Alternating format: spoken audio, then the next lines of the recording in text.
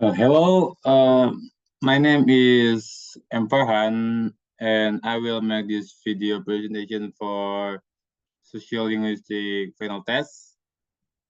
And the topic is register, style, context, and stereotype content presentation-nya. And that's the topic. Topic register, style, context, and stereotype in sociolinguistic. Okay.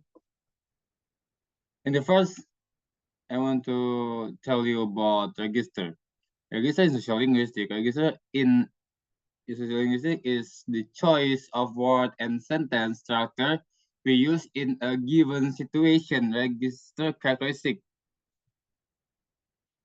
Context dependent register are used in the specific situation, such as when speaker in public, writing an official letter, or conversing with friends, has specialist vocabulary and sentence structure. Each register has a designative vocabulary and sentence structure influenced by social factors such as age, gender, social status, and relationship between speaker and influence the register use. Jadi apa sih maksudnya dari register ini? Register adalah suatu keadaan, ya, suatu keadaan ketika kita berada di suatu tempat atau suatu situasi yang memungkinkan kita untuk menggunakan suatu bahasa yang dimengerti oleh orang-orang yang saat itu berada di keadaan yang sama atau tempat yang sama. Berikut ada contoh-contoh dari register. Language in lecture. The register use academic vocabulary in complex sentence structure. Language in social media. The register use casual language. Language in advertisement, it use persuasive and attention-grabbing language. Contohnya adalah pembicaraan atau conversation antara mahasiswa. Vocabulary adalah matkul, tugas, kuis, UTS, UAS. Jika kita membicarakan UTS, UAS, itu hanya akan ada ketika kita berada di lingkungan akademik. Ketika kita menggunakan UAS atau UTS di luar lingkungan akademik, maka itu tidak akan bisa dipahami oleh orang yang mendengar apa yang kita sampaikan. Karena UTS atau UAS atau jenisnya adalah suatu vocabulary atau kalimat atau kosakata yang hanya digunakan dalam keadaan atau kondisi tertentu dan tempat tertentu. Selanjutnya ada style dalam sociolinguistic. In sociolinguistic, language style refer to the way individuals use language to express themselves in a particular social context. Something that influence language style, social identity, social situation, purpose of communication. Jadi, style itu adalah suatu bagian di dalam sociolinguistic yang menjelaskan tentang penggunaan gaya bahasa. Yang dimana penggunaan gaya bahasa ini banyak dipengaruhi oleh faktor-faktor luar seperti usia, seperti tempat atau keadaan, seperti tujuan gitu. Dan berikut adalah contoh-contoh dari gaya bahasa atau style in sociolinguistic. The sociolinguistic can be divided into three categories: formal, informal, other, mixed. First, formal itu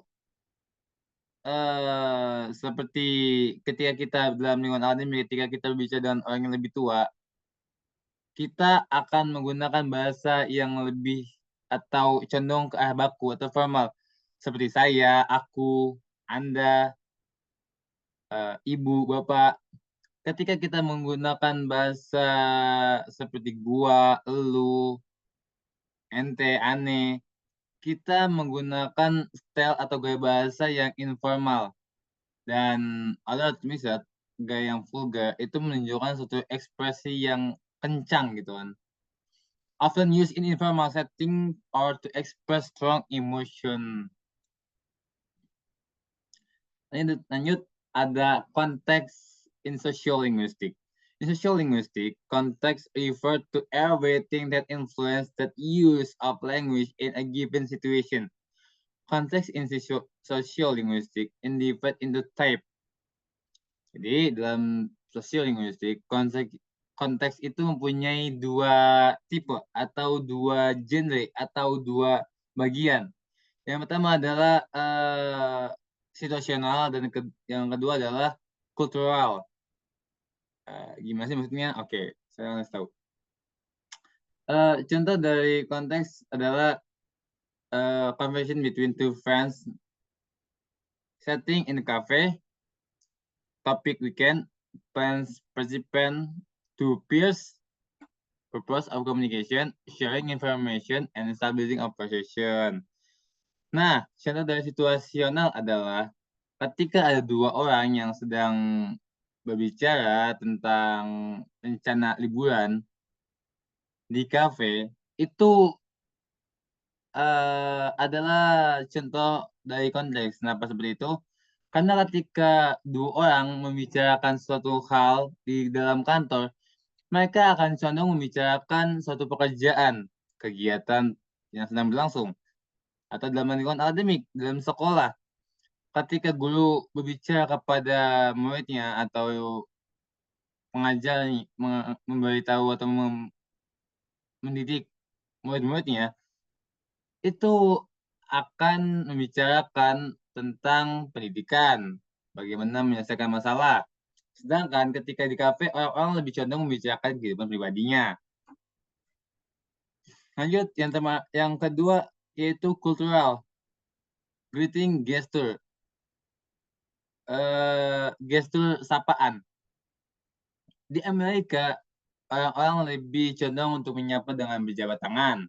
Sedangkan di Jepang, orang-orang lebih menyapa atau menundukkan badan untuk memberikan respect kepada orang tersebut. Lanjut ke step terakhir, yaitu stereotype. Stereotype are widely held but often oversimplified about a group of people.